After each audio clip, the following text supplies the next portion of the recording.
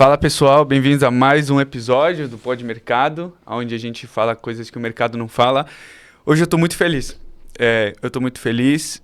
Que eu estou encontrando alguém que eu já conheço faz tempo, só que pela primeira vez a gente teve a oportunidade de sentar numa mesa e conversar.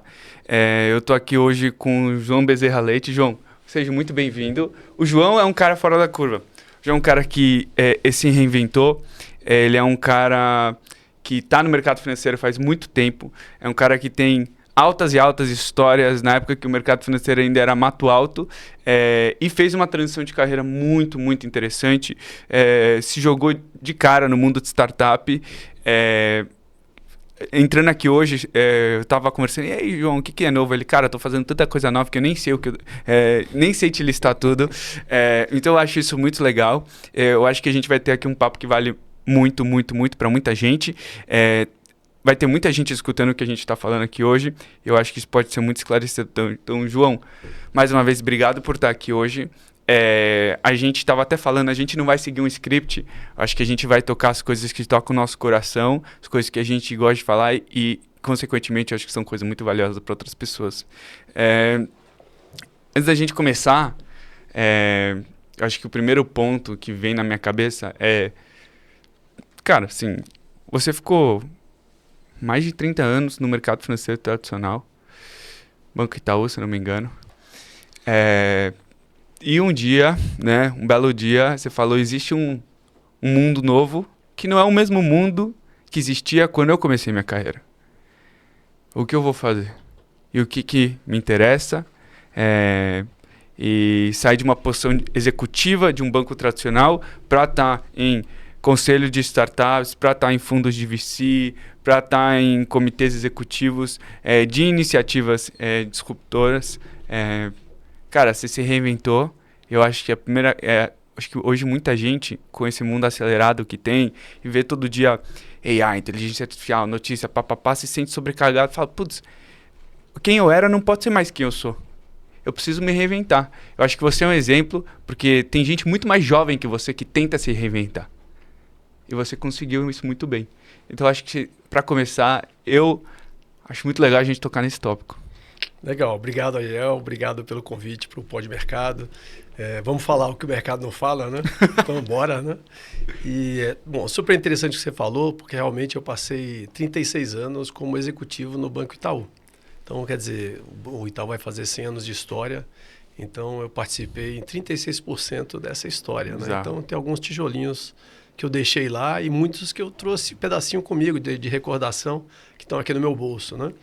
E, logicamente, às vezes muita gente me pergunta como é que se faz para fazer essa transição. Não teve nada planejado. Até digo, não repita isso em casa, né? Porque cada um tem sua história, tem sua forma de fazer.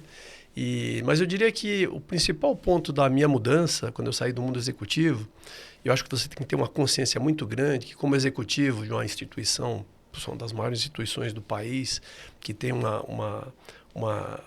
pontos de entrada no país inteiro, onde você tem uma posição que tem um certo status, tem um certo poder, né? Embora isso não tenha tanto sentido hoje, mas você tem uma reputação atrelada àquela empresa. No dia seguinte que você sai, você tem que estar claro que você, de um cara super conhecido, passa a ser um cara globalmente desconhecido. Então você tem que tomar muito cuidado com o teu sobrenome. Meu sobrenome é Bezerra Leite. Meu sobrenome não é Itaú.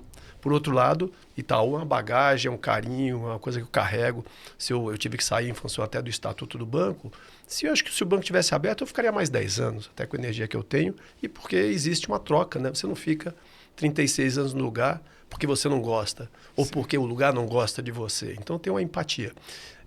Mas eu acho que essa mudança, o principal, é que eu passei a minha transição, ela foi, não vou dizer preparada, mas eu me planejei para passar um ano repensando. Ou seja, então, como você bem sabe aí, eu acabei passando em vários pontos do mundo. Então eu fui fazer um Singularity, voltei para as universidades no Brasil, fui ver empreendedorismo em alguns países da América do Sul, fui para Israel, fiquei um mês vendo empreendedorismo em Israel, fui para Portugal ver empreendedorismo, fui estudar governo digital da Estônia, fui para a China, perto do Covid. Então, acho que tudo isso acabou trazendo inputs para mim de novidades que apesar de eu ter sempre seja, ter a possibilidade de visitar lugares do mundo em função e trabalhar com pessoas do mundo inteiro em função do próprio banco, eu tive uma outra perspectiva quando é eu perspectiva e não o banco como perspectiva. E com isso você acaba tendo conhecimento de muitas outras pessoas diferentes. Pessoas do terceiro setor, pessoas do varejo, pessoas da indústria, pessoas que fabricam papel higiênico ou que são da indústria farmacêutica, que trazem perspectivas muito diferentes daquelas que você tem dentro do lado financeiro, apesar do lado financeiro tocar no país como um todo, fomentar desenvolvimento, quando a gente pensa do lado altruísta de uma instituição financeira.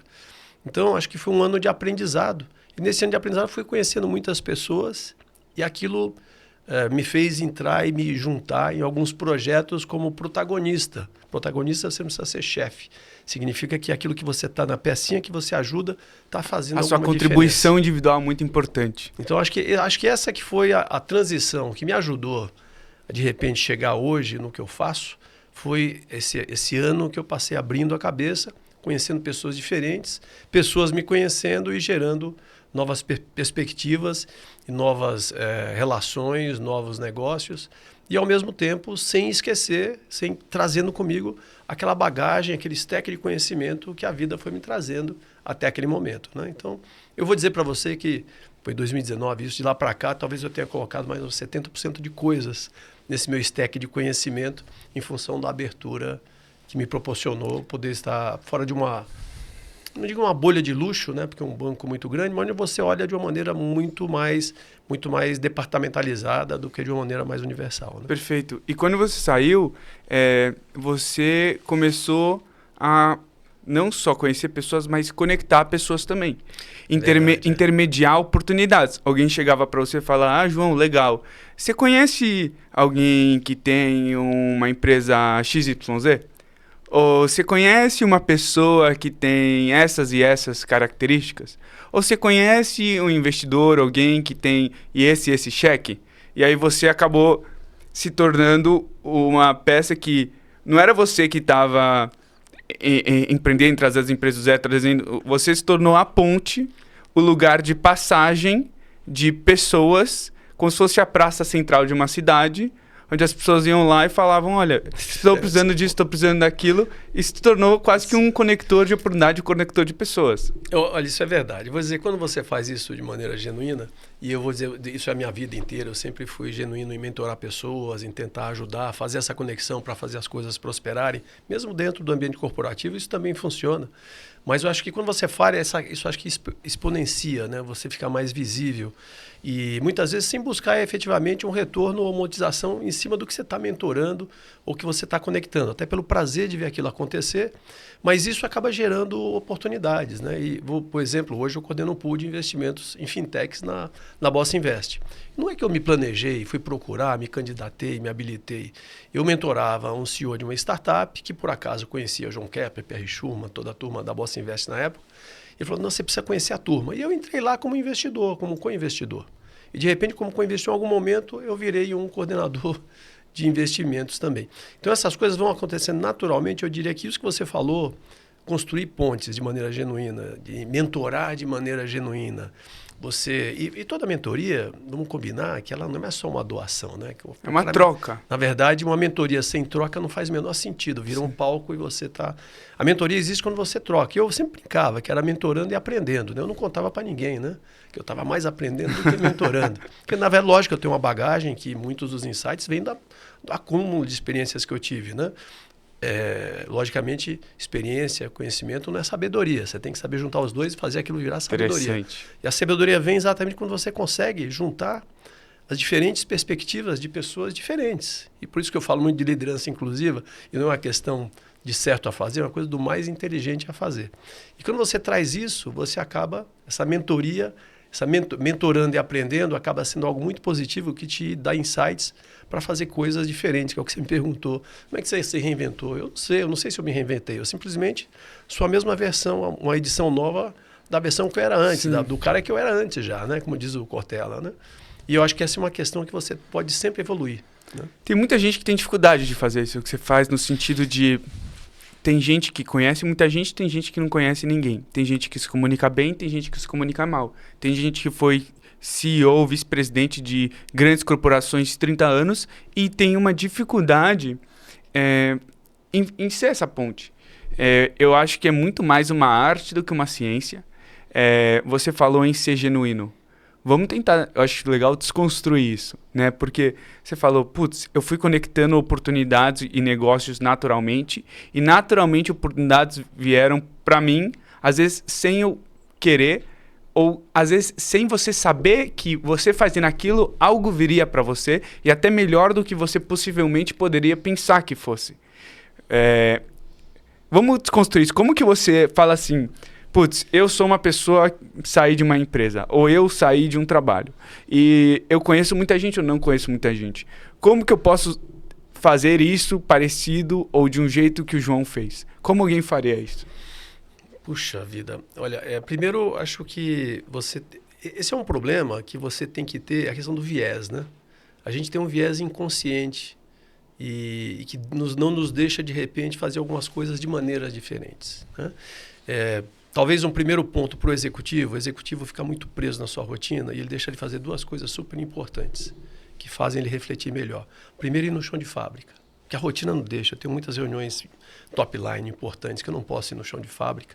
E quando vai é para fazer todo mundo tem que limpar o chão, deixar tudo bonitinho, preparado, para o cara não ver nenhum problema. O chão de fábrica você tem que ter o tempo de 2, 3 vezes por semana, porque quando você vai no chão de fábrica, você toma uma decisão executiva muito melhor. E muitas vezes o executivo deixa de fazer isso. Segundo ponto é que exatamente pelo dia a dia da rotina ele deixa de pensar estratégia. Então, pensa só no bônus daquele ano. E vamos dizer, o bom balanço paga o salário. Mas a mudança de cabeça, pensar estratégia, pensar inovação, paga a previdência, que é o futuro. Então, eu estou fazendo essa comparação porque quando você sai, no meu caso, e você não está como executivo, você ainda tem um pouco de salto alto e não se jogar no chão de fábrica, estou falando com uma empresinha desse tamanho, eu só falava com top lines.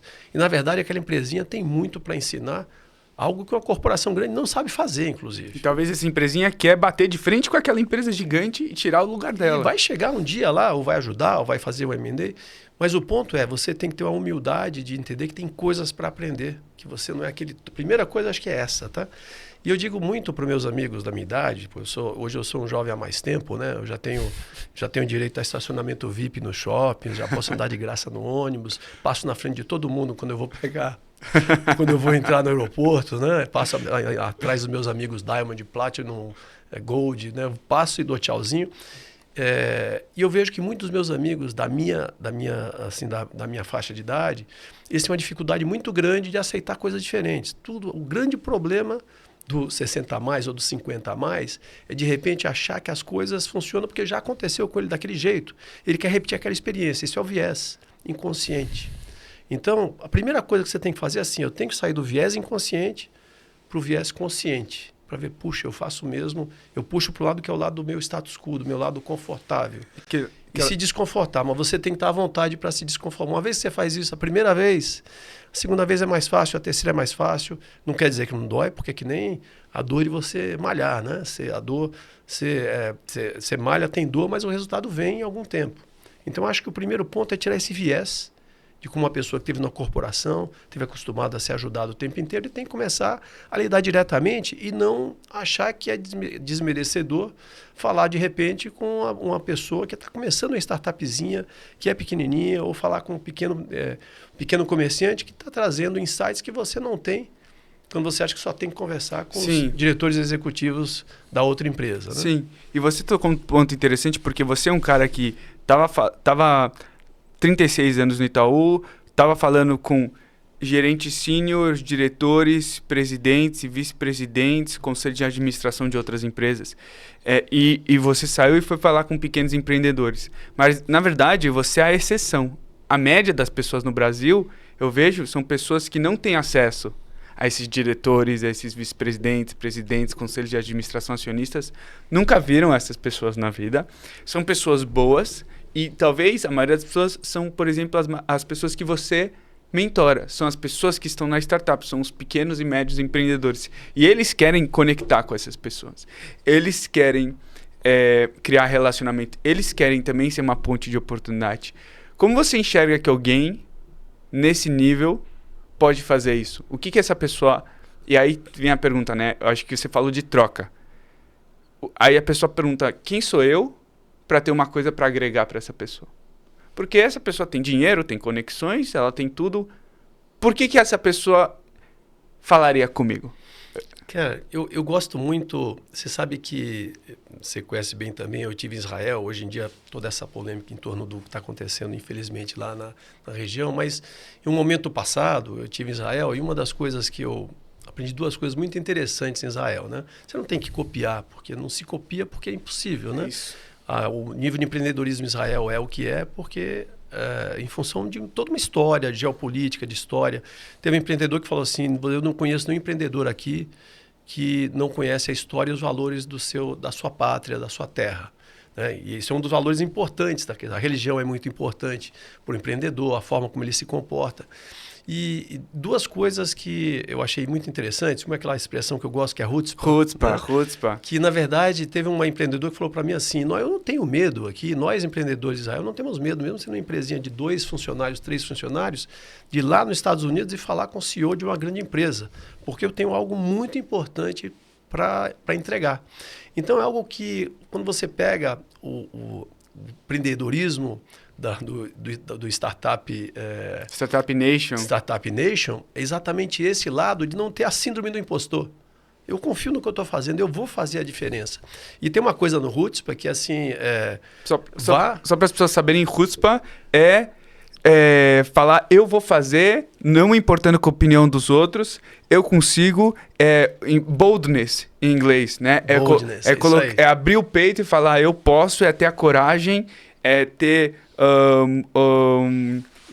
a coragem de se expor e não ter essa síndrome de impostor, só para as pessoas entenderem o que desculpa, é Chutzpah. É verdade. Eu tenho até um videozinho no LinkedIn que eu peguei vários depoimentos em Israel sobre isso. O que é Chutzpah? E cada um deles falou de um jeito. Teve até um motorista de ônibus que falou assim, Chutzpah para mim é quando você fala meio mal educado. Então, você tem várias visões. Mas o Chutzpah é assim, vá além e atinja o inatingível. Isso é Chutzpah, atinge o inatingível. Agora, olha que interessante, porque até o jeito de você orar em Israel é diferente. Quando você vai num país que é mais assistencialista, você ora sempre assim, Deus, me dá o que eu preciso hoje, me dá de mão beijada o que eu preciso. Enquanto você pega em Israel, assim, Deus, me ajuda a ter forças para alcançar o inalcançável.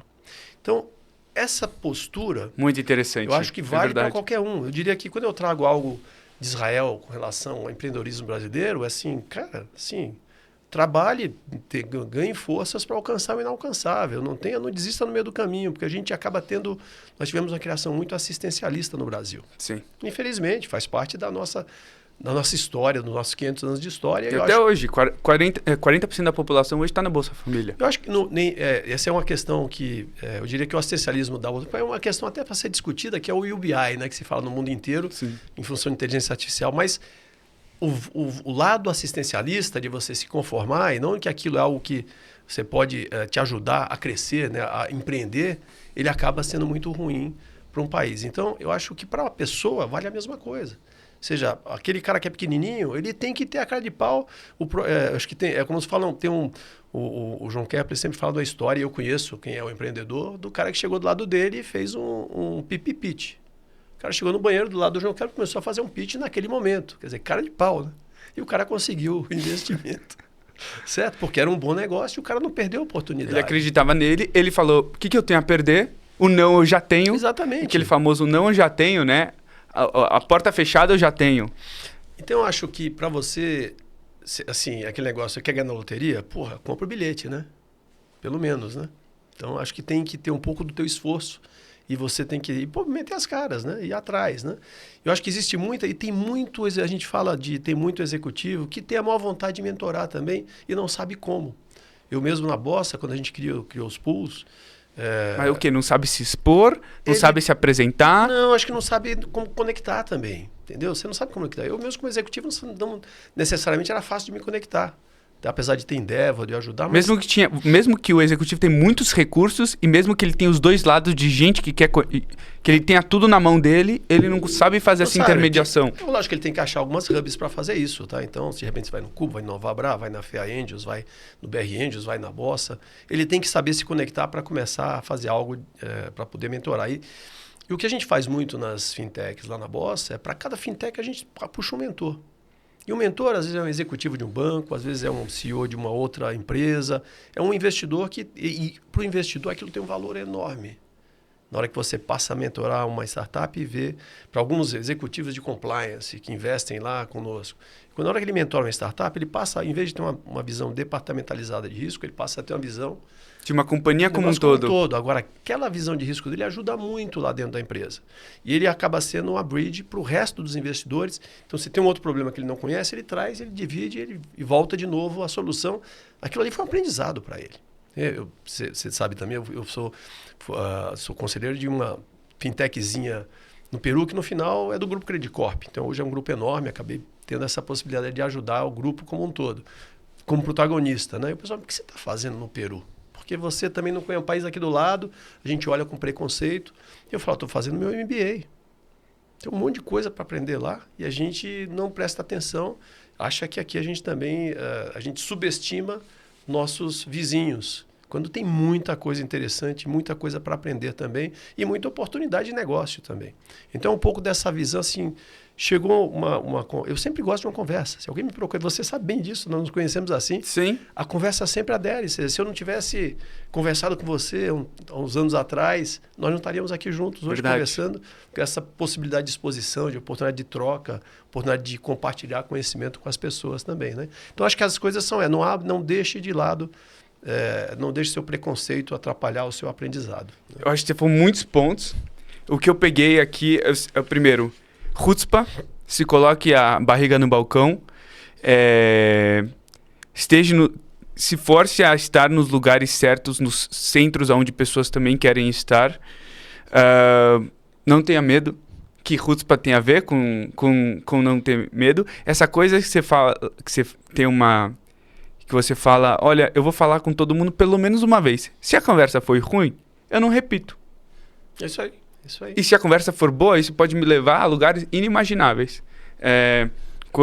E muita gente fala, beleza, eu estou empreendendo ou não estou empreendendo. A pessoa é um advogado, um contador, um profissional liberal.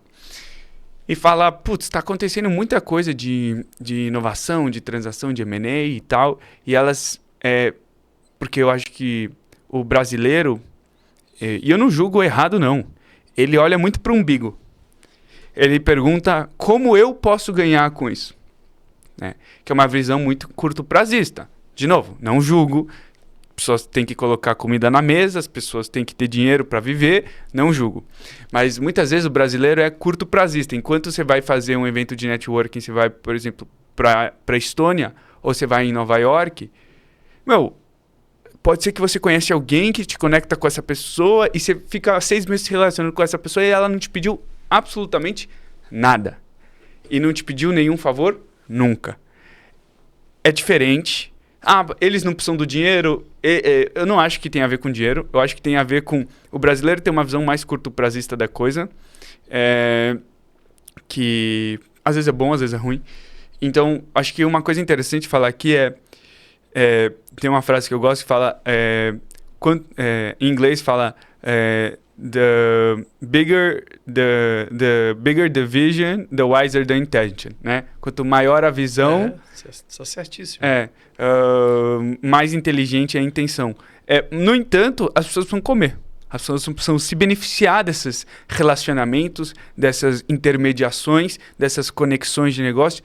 Como que você vê esse balanço entre vou pensar no longo prazo para me posicionar como uma pessoa legal, valiosa no mercado, que traz oportunidade para todo mundo, e ao mesmo tempo, como eu vou capitalizar, monetizar dessas oportunidades que estão vindo na minha mão? Eu faço a comparação disso com startups também, né? Uma startup começa e geralmente todo mundo tem a visão glamurosa da startup, a startup é ágil, a startup é go horse, ela tem que sobreviver, como você falou. Então, os primeiros anos da startup, ela está ali para tentar... pegou uma ideia, está tentando fazer funcionar e tem problema de caixa, tem que conseguir sobreviver, os founders têm que sobreviver. E aí o importante é um balanço. Né? Uma das coisas que eu faço muito em mentorias com startups, estou fazendo com uma agora, que é exatamente, logicamente, que o dia a dia do trabalho é conexões, vender mais, ter fazer o produto melhorar, mas ela tem que começar a ter um pensamento de missão, visão e valores, de partida. Ou seja, a missão é assim, por que eu estou aqui? Visão que eu quero daqui a 10 anos, né? Valores, que pessoas, ou qual é a forma que eu vou me comportar. Isso é tão importante, dá para você parar uma manhã, um dia para trabalhar isso, sem que você deixe de encher teu prato à noite, tá? Então, isso é super importante. Uma vez que você tem missão, visão e valores, você pode partir para o segundo ponto, que é discutir estratégia. Estratégia é você pensar como é que eu vou agir nos próximos 3 a 5 anos. E depois você corrige a rota à medida que o mundo vai mudando. Mas você tem que ter o plano dos 3 a 5 anos daquilo que você quer fazer para atingir aquilo que você quer 10 anos. E aí você vai ter o plano de negócio. Então eu sempre falo, pense 10 anos, que é missão, visão, valores. Planeje 3 anos, que é planejar a estratégia. Ali você vai ter teus OKRs, onde é que você quer chegar, tem tua divisão de anos para frente. E aí você vai para o plano de negócio. Então pense 10, planeje 3, execute muito bem 1. Isso. Geralmente, pessoas muito inteligentes também fazem isso, acabam indo para executar muito bem o 1. E fazem muito bem o começo. Depois perdem o fio da meada no meio do caminho. Então, executar bem 1 tem que estar sempre atrelado. Se você vai contratar alguém que está atrelado com aqueles valores que você trabalhou, está atrelados à visão da empresa. E, ao mesmo tempo, a organização que você vai montar naquele ano tem a ver com o que você planejou para o futuro, mas o que você quer executar naquele ano. Então, eu acho que esse equilíbrio não tem uma receita, tá? Mas eu acho que começa você tendo muito claro missão, visão, valores, pense 10 anos, tendo muito claro a tua estratégia de 3 a 5 anos. Então, pense 5, pense 3, pense 5 e execute bem este ano para poder ir para a próxima etapa da tua estratégia. Isso vale para uma startup como vale para uma pessoa. Então, acho que você tem que tentar ter esse meio de campo. Logicamente, o que você está falando é que você tem que monetizar no meio do caminho. Nada tem que ser de graça, né? Mas essas coisas acontecem naturalmente. O Marcos Vinícius, o Marcão, que foi medalhista olímpico, foi do COB, ele escreveu um livro muito interessante também, que ele fala exatamente isso. Que toda a relação que ele fez, de alguma maneira, genuinamente hoje, em algum momento trouxe um retorno que eventualmente monetizou ele também, ou deu prazer, ou trouxe algum impacto na vida dele. Mas quando isso é genuíno. Tá? Então, isso não é uma coisa que eu estou falando, isso é o povo que está falando. Esse tipo de... Então, eu acho que esse trabalho para a pessoa balancear, ele tem que ter minimamente uma visão estratégica, senão ele tem um problema. E você falou agora disso também, exatamente, do curto prazo. Então, você tem que pensar missão, visão, valores e estratégia para a tua empresa, tua startupzinha, mas tem que pensar para você também, para você não ficar preso sempre na rotina do dia a dia. Tá? Eu acabei de falar do chão de fábrica e da estratégia numa grande corporação. Sim. Não é diferente. Eu estou repetindo só o óbvio. Não estou inventando nada. Isso aqui eu aprendi com a vida e com as pessoas que foram me ensinando, né? E o que é uma coisa que você sempre quis me perguntar, mas nunca teve coragem nem tempo para fazer? Puxa, boa pergunta, né? Eu falei, pô, como é que você chegou aqui, Ariel? Né? Acho que eu já te perguntei, né? Mas você ainda não respondeu direito. Aonde? Aqui aonde? Como é que você chegou aqui nesse momento, né? Nesse momento? Saí da minha casa, peguei meu carro. Você quer dizer minha trajetória? Exato. Eu acho que a gente tem muitas coisas em comum, eu e você, hoje, mas a nossa trajetória é muito diferente. Eu não tive uma carreira linear, não vou dizer nem linear, mas eu não fiquei 30 anos numa casa igual você. Eu comecei sem querer no mercado financeiro muito cedo, sem querer mesmo, trabalhando no Banco Safra. Eu fui estudar na GV e nunca acabei porque um amigo meu, numa conversa, que é um ponto que você falou, ele teve um acidente na vida pessoal dele, um ente familiar dele tinha falecido, ele era um cara muito inteligente também do banco, que pensava muito na vida. Ele falou, o que você quer pra sua vida? Eu falei, não sei. Ele falou, você quer um dia... ser parte de um time, você quer liderar um time, e a gente foi conversando ali. Bom, liderança é muito importante, saber lidar com pessoas é muito importante. Eu não era uma pessoa empática quando eu era mais jovem, eu não sabia muito conversar com pessoas quando eu era mais jovem, eu não tinha bons skills sociais, e eu acho que tudo isso é uma coisa que não é que você nasce com, você se desenvolve. Encurtando a história, ele falou, cara, eu acho que faz sentido você servir o exército. Aí eu falei, né... Primeiro momento aquilo foi muito estranho. Depois essa ideia fez muito sentido para mim. eu saí do emprego, saí da faculdade, vendi meu carro, fui para Israel. Não tenho família lá, não sabia falar hebraico na época. E fui servir o exército lá na parte de inteligência do exército e me abriu os olhos também. Eu não planejei fazer o que eu fiz, ou trabalhar no setor que eu trabalhei. E aí você vai vendo as coisas da vida, né? Eu conheci pessoas lá que depois me recomendaram voltar para o mercado financeiro. E aí depois, enquanto eu estava lá, teve 2 guerras, não igual hoje, mas depois que eu saí, eu falei, olha, esse mundo de exército, de segurança, não quero mais estar nele. E aí eu fui chamado para trabalhar num private equity, que eu fui chamado para trabalhar na GP Investimentos, para participar da área de investimento em tecnologia deles. Acho que aquela continha de 1 mais 1 é igual a 2. Tipo, você veio do mercado financeiro e você conhece tecnologia, então 1 mais 1 é igual a 2. Então você, na época, eu não sabia nada sobre private equity. E aí, eu amei esse mundo.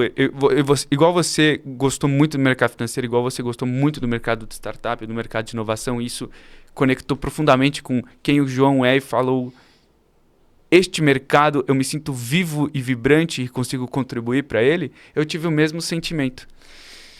E aí, putz, private equity também é uma coisa que, infelizmente, eu acho que é menos conhecida pelo público em geral do que startup VC, que eu acho que é uma coisa um pouco mais conhecida. E acabei saindo da GP Investimentos. Depois eu fui ser diretor de M&A e desenvolvimento de negócio de uma empresa de aluguel de equipamento de TI, empresa de tecnologia que foi investida pela Stella e tal, de um grande amigo do Ale, se o Ale estiver escutando isso aí. Aí empreendi, fiz uma startup, aí depois fui convidado para ser parte de outro private equity, que é onde eu estou hoje, que é a Singularos.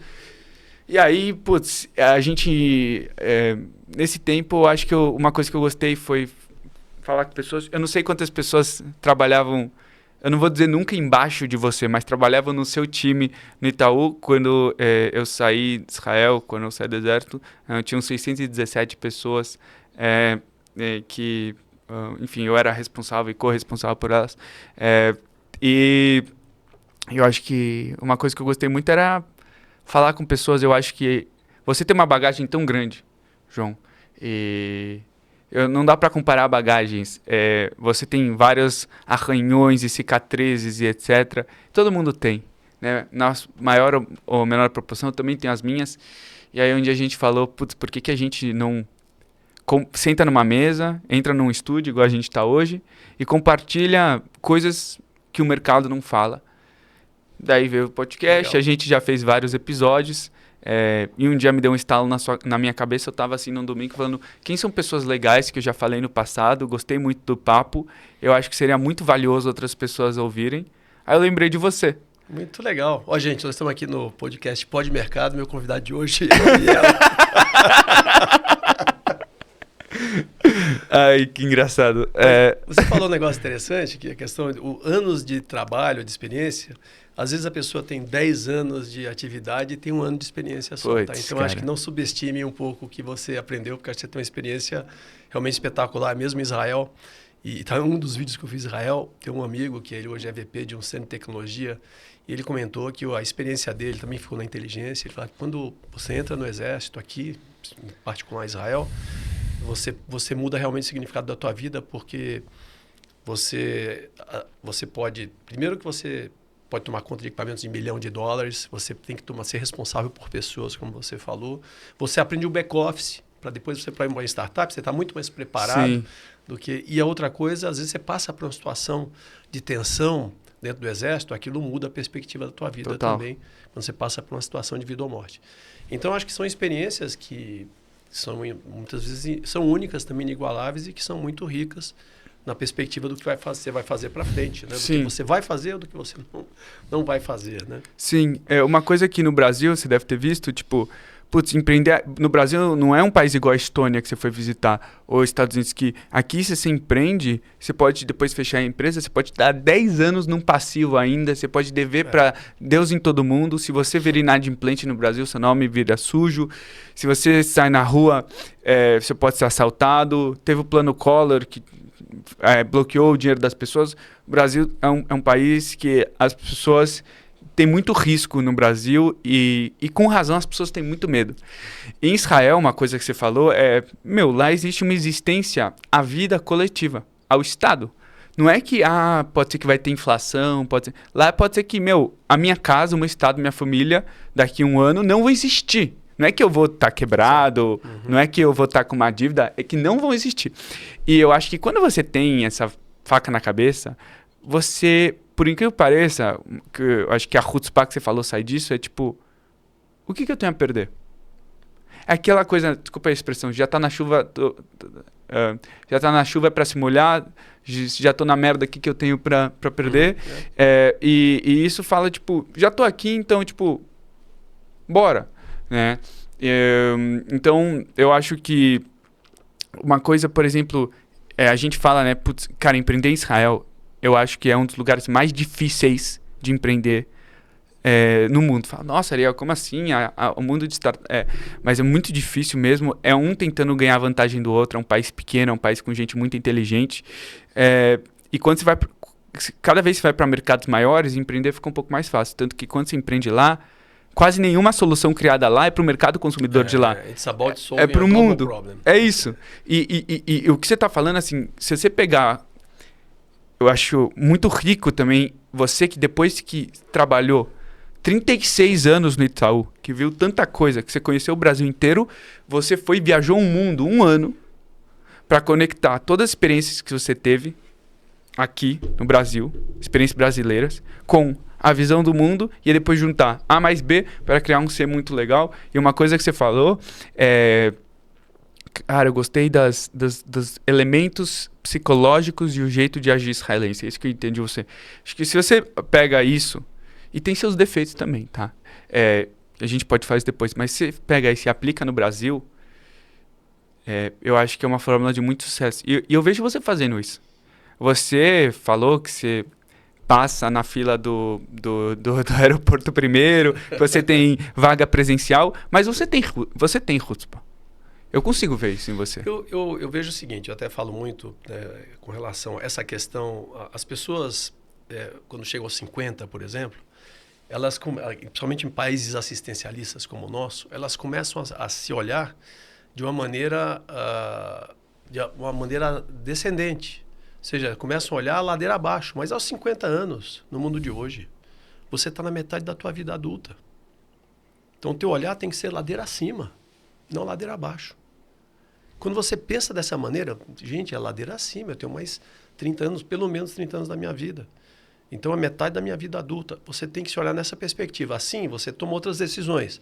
Deixa eu cuidar mais um pouquinho mais do meu corpinho para poder aguentar a jornada. Já que tem muita ladeira para subir, deixa eu me cuidar. Deixa eu tentar tirar meu viés da cabeça. Hoje, meus amigos, eles são na faixa de 20 e 80. 20 e 80. É verdade, assim, porque é dessa diversidade de conversas que eu me transformo. São os amigos do meu filho. Eu tenho um filho de 18 a 32.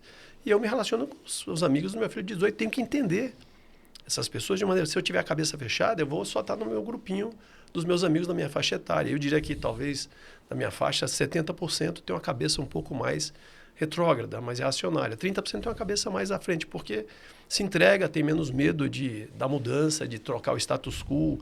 Eu não gosto de falar assim, esse mundo tá chato, agora eu tenho que agir assim, não assado. Quer dizer, gente, old fashions are gone. I mean, the good old days are gone. Ou seja, você tem que trabalhar por new good days, não para old good days.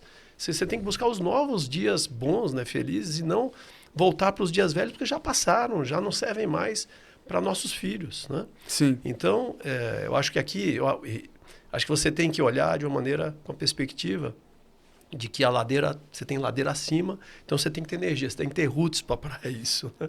Você falou de Israel, eu lembro de um negócio muito legal, que eu também ouvi lá, uma expressão, que assim, qual o big deal de a gente fundar uma startup se eu sou founder da minha própria nação? Né? São algumas coisas muito fortes que eles... Nossa, lógico que, como você fala, tem os exageros, você tem que tomar cuidado para não... Todo radicalismo é ruim, né? Sim. De qualquer lado. Mas essa perspectiva de você ter ser sócio do teu próprio país, né? Founder do teu própria nação, é muito forte, né? Então, acho que cria a questão do pertencimento, da perspectiva, da você se sentir parte, né? Ser acolhido, né? Sim. Eu vou te perguntar uma coisa, se você não quiser responder, a gente corta na edição. Do que você tem medo? Nossa, cara, eu acho que eu tenho um medo de qualquer coisa que tenha a ver com ferir a família, eu tenho medo, né? Certo? Mas o medo meio intangível, né? Então, lógico que esse medo pode ser o lado físico, pode ser o lado financeiro, pode ser o lado das próprias relações, mas acho que esse é um medo que eu tenho maior, é você ferir a família. E o que você faz para mitigar isso? Puxa vida, acho que isso aqui é o dia a dia mesmo, né? A gente busca uma relação que é sempre imperfeita, né? De sempre estar buscando você estar junto, né? Eu que tenho 4 filhos, né? Tenho esse dom da fertilidade. Você constrói para ter eles sempre próximos e, logicamente, você como filho também sabe, você acaba indo distanciando porque você tem tua própria vida, né? Sim. E o que a gente vê é sempre buscar que a gente sempre tenha aquele momento de você estar juntos, porque em algum momento... E hoje eu já percebo isso, né? Hoje meus filhos estão pelo mundo, né? Mas eles voltam naturalmente. E a família fortalece. A família fortalece, o laço, né? Então, eu acho que você tem que trabalhar laço todos os dias. Não é uma receita simples, não é algo que é fácil, mas algo do dia a dia. Você tem que ter isso genuíno em você. Sim. Não quer dizer que você tem que sair abraçando todo mundo todos os dias, mas significa que você quer estar junto, que aquela experiência conjunta te faz crescer. Sim. E faz fortalecer, busca, quando você tem... você precisa ter uma necessidade, você está lá para poder apoiar, né? Então, acho que esse é o medo de você ter algo que fira esse senso de família. E você mencionou uma coisa muito interessante que é família. O Brasil é um país muito familiar no sentido que o núcleo familiar no Brasil é forte.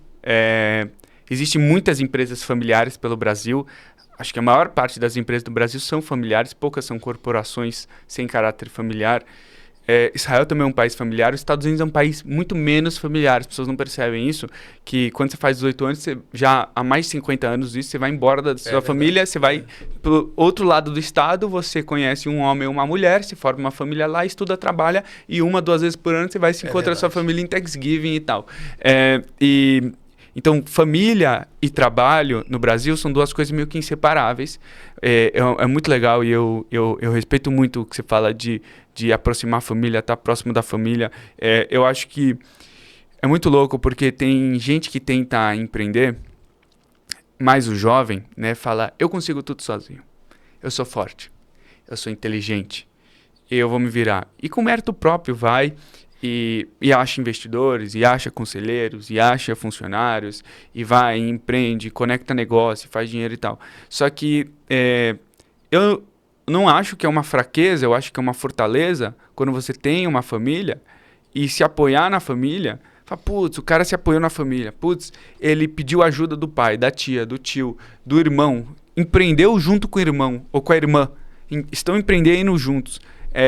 As pessoas olham isso como... a pessoa tem menos mérito, né? Essa pessoa é uma pessoa como... Mas não, na minha opinião, isso é usar os elementos sociais que a gente já tem, graças a Deus, ao nosso favor aqui, num país que tem tanto risco, ao nosso proveito. Como que você enxerga isso? Bom, eu acho, saindo até do ponto da família, assim, para mim acabou a época, o período do founder visionário solitário. Ou seja, nenhum investidor quer mais aquele founder solitário. Ele quer o Dream Team. Quem é o Dream Team que está junto? Não importa se é família, se não é. Então, do ponto de vista do olhar do empreendedor e do investidor, você tem que olhar qual é o Dream Team que ele tem para fazer aquela solução, aquele sonho que ele tem, fazer aquilo funcionar. Então, não importa se é o irmão, ou se é um parente, ou se é um amigo. O importante é que o solitário hoje já não tem mais vez, né? Por outro lado, tem muita empresa familiar realmente no Brasil, e que tem muito valor, que hoje precisa de ajuda para poder sair desse status quo também, né? Que é difícil. E aí precisa do conselheiro. Precisa do conselheiro. E muitas vezes é difícil essa transição, É uma transição muito difícil hoje no país para uma empresa familiar que já é bem sucedida passar para o próximo estágio. Sim. Tá? Eu sempre brinco com amigos que estão com empresas que já faturam aí centenas de milhões e que continuam ainda sendo o cara que leva sozinho a empresa. Eu falo, olha, você tem que saber se você quer continuar sendo a padaria da esquina lá do seu Manuel, que está lá, funciona bem, cresceu, tem 2 andares, mas não vai passar dali, não vai ser conglomerado de padaria. E faz dinheiro e está feliz. Tá tudo certo, você tem que saber, e muitas vezes é isso, o empreendedor, o empresário, que já tem uma empresa grande, ele tem, quando falar questão de conselho, ele tem que saber se ele quer realmente dar esse próximo passo. Porque ele pode, talvez aquele seja o prazer dele. Então a primeira coisa que eu falo, quando eu aconselho, é assim, pensa um pouquinho na tua vida pessoal. Você está com essa idade, você quer continuar fazendo isso mais 10, 15 anos, ou você quer, de repente, ver teus filhos, quer pegar um barco, quer viajar e deixar a empresa rodando sozinho com outras pessoas que vão fazer diferente de você? Se você não quer, se aquele é teu prazer, continuar indo lá no forno, no padeiro, e ficar olhando e falando com a moça, com a confeiteira, tá tudo certo. Mas é isso que você quer mesmo? E muitas vezes o cara não pensou. Às vezes ele está preso naquilo, eu não posso largar aqui. Quando, na verdade, ele poderia estar pensando outras coisas, né? E, como fala um amigo lá, o JK, diz o seguinte, a empresa ou ela é herdada, ou ela quebra, ou você vende. São 3 opções, né? Então... Eu tô na parte que vende, você tá na... Você tá na parte que cria. Eu vou dizer que eu não sou bem... Você sabe que, já me perguntou, você é um bom empreendedor? Eu falei, eu não acho que eu não sou empreendedor. Eu sou um cara normal, um cara simples que saiu de uma empresa, de uma companhia e de repente entrou no mundo e passou a ser um empreendedor profissional. Eu diria que eu sou muito mais um ajudador de empreendedores hoje do que um empreendedor. Né? Você não precisa ser empreendedor para agregar valor na vida e na empresa das pessoas. Acho que quando cai essa ficha, fala, eu não preciso ser um founder sucedido que fez exit. Eu posso ter sido um executivo, eu posso ter sido um investidor, eu posso ter sido um funcionário, eu posso ter sido um consultor, eu posso ter sido qualquer coisa. Isso não me tira o mérito de eu posso, com uma visão diferente que eu tenho, com uma vivência diferente que eu tenho, agregar muito mais valor para aquela pessoa, talvez que outro founder, que aquele founder viveu os mesmos problemas que ele, daquele mesmo nível de consciência, e não de outro nível de consciência. Então, eu acho que quando cai essa ficha, é quando não tem síndrome de impostor e quando você está confortável, você fala, putz, como essa pessoa, né, que não passou o que eu passei está me ajudando. Putz, essa pessoa está trazendo outro nível de consciência para você. A cabeça tem que ser assim. Eu que passei 30 anos no mundo de tecnologia, eu tive que me modernizar, aprender, me adaptar a sair do tradicional para o ágil. Hoje eu brinco que eu saí do tradicional ao anjo. Gostei. Não é? Então, porque também é uma cabeça diferente. Quando você sai de uma corporação que tem tudo certo, tudo funciona que nem relógio, que tem partes que te ajudam para você ir para um modelo de empreendedorismo, de startups, etc., você passa a ter um outro movimento. Você começa a entender muito mais o poder do equity versus o poder da rentabilidade da empresa relógio. Cara, tal, isso né? é muito grande. Acho que o Kepler ele fala isso, né? O poder do equity, o jogo do equity. O nome próprio Private Equity já está no equity. Venture Capital devia se chamar Venture Equity, na minha opinião. É verdade. E, quer dizer, capital né, traduzindo para o português, o equity. Então, eu acho que muitos brasileiros também não entendem que o que vai, de fato, criar riqueza geracional, não estou falando fazer dinheiro, mas criar riqueza é o equity. E muitos brasileiros falam, putz, então para ser esse equity eu preciso ou empreender, criar o equity do zero, ter uma ideia e as pessoas me derem dinheiro, ou eu preciso trabalhar na empresa, ganhar opções, ganhar um investing, ganhar algumas coisas. Tem gente que até fala, deixa eu prestar uma consultoria talvez para ganhar um equity também. E é isso, acho que muitos brasileiros não têm essa consciência, os que têm essa consciência que a gente falou agora. Eu acho muito interessante porque pouquíssimos brasileiros hoje, infelizmente, entendem que às vezes você não precisa fundar a empresa, você às vezes não precisa ser um funcionário lá, às vezes você pode, e uma coisa que você falou que você faz, intermediar um negócio, conhecer a oferta e a demanda, quem quer comprar, quem quer vender, quem quer uma coisa, quem quer oferecer e quem quer contratar. E por você fazer essa intermediação, um exemplo clássico é o M&A, né? Nada mais justo que você ganhar um FII, 1%. que seja. Porque tem valor, né? Tem muito valor, porque se você não tivesse lá, sem dúvida, esse negócio não aconteceria. A parte não venderia, essa parte não compraria, todo mundo saiu feliz, todo mundo recebeu valor e você está monetizando isso. A lógica de mercado é que todos os participantes do mercado trabalham juntos e todos dessas interações saem mais ricos do que se ninguém interagisse.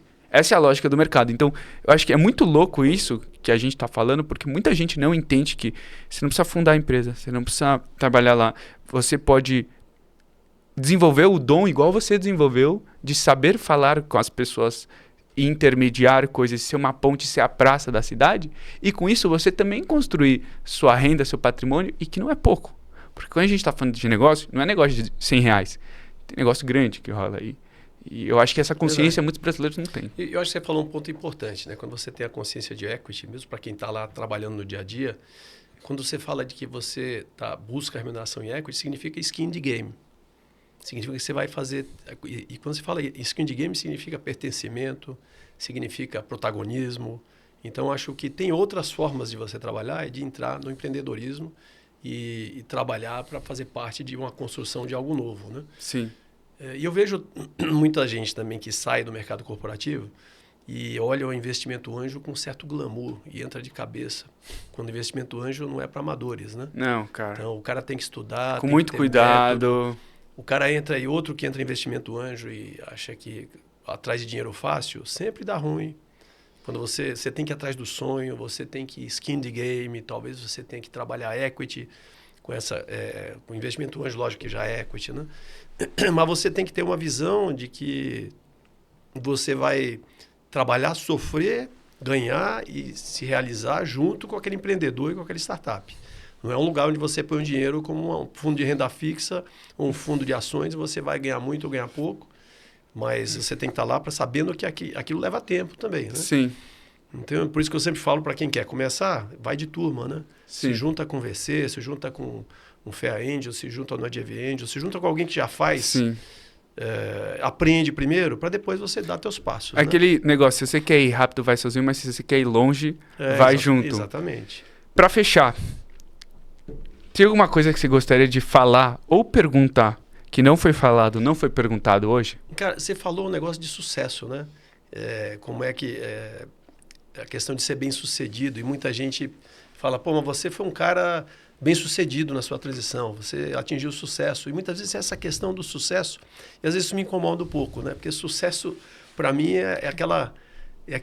como diz o Clóvis de Barros, né? É aquele momento da vida que vale a pena ser vivida, em que você frisa o relógio, que você quer que o relógio congele, que você quer que ele se prolongue mais um tempo, né? Então, acho que sucesso não é você atingir, ser um super executivo, ser um cara de sucesso ou fazer um IPO. Sucesso é muito relativo para cada um de nós. E sucesso para mim é se prolongar. E pode ser um prolongar, tipo, no momento onde você fez uma realização, fez um IPO efetivamente, ou um momento, eu mesmo tive, a semana passada, nasceu o meu primeiro neto. Parabéns! Não sabia. Nasceu Parabéns. Agora o Bento, nasceu agora. E aquele momento em que você está assistindo o nascimento, que, putz, ele de repente aparece teu neto, aquele é um momento que você quer frisar, quer que ele se prolongue. Você não quer que ele fique nascendo durante anos. Mas você quer frisar aquele momento. E assim como também, momentos como esse aqui, que você quer, a gente está conversando aqui e você quer que ele se prolongue. Então, isso aqui é sucesso. Sim. Entendeu? Então, é um pouco que às vezes me incomoda, é que as pessoas olham, puxa, eu passei dessa fase, agora eu tenho que ser mais bem-sucedido fazendo outra coisa. Não, o sucesso é... Sucesso é diário. Essa sensação de que a vida vale a pena ser vivida. Puts. E que você... Nossa, esse momento... Eu quero mais ou menos que nem esse. Então, mais sucesso na minha vida seria eu ter mais momentos de prazer como esse, que você quer que ele se estenda. Né? Sensacional. Pessoal, incrível essa última coisa que você falou. E eu acho que com isso que você falou, você tirou e desmistificou um momento mitológico que as pessoas acham que quando acontecer alguma coisa, quando entrar dinheiro, quando acontecer um evento, só então elas vão ser felizes. E você está falando, não, o sucesso é eu olhar minha trajetória e estar contente e satisfeito que eu estou vivendo uma vida que faz sentido para mim e eu quero que esses momentos que eu estou passando durem mais. Obviamente a vida não é feita só de flores, mas quando as flores acontecem, você quer que elas durem mais, você então tá tendo sucesso. É isso que eu entendi de você. E olha o que eu falo sempre, viu, Ariel? Eu falo pra turma aqui, eu tô só começando. Você ainda vai fazer muita coisa boa, cara. Eu vou te acompanhar. Pessoal, esse foi mais um episódio de Pod Mercado, onde a gente fala as coisas que o mercado não fala. Aqui com um grande João. Foi um prazer enorme ter aqui hoje. Foi muito legal. Foi um momento que eu queria ter congelado. Mais um momento. E espero que a gente tenha, e com certeza a gente vai ter outras oportunidades igual essa. Pessoal, tem muita coisa aí para ver. Quem quer seguir o João, acompanhar, João, quais são as suas redes? Bom, você pode no João Bezerra Leite no LinkedIn, e lá eu convido para quem quiser, tem lá, eu fiz uns vídeos de Israel, que é Lessons from Israel. Eu já vi, muito legal. Lessons from China. Recomendo. Acho que é super legal, já tem 5 anos, mas nossa, eu olho aquilo, é super atual ainda.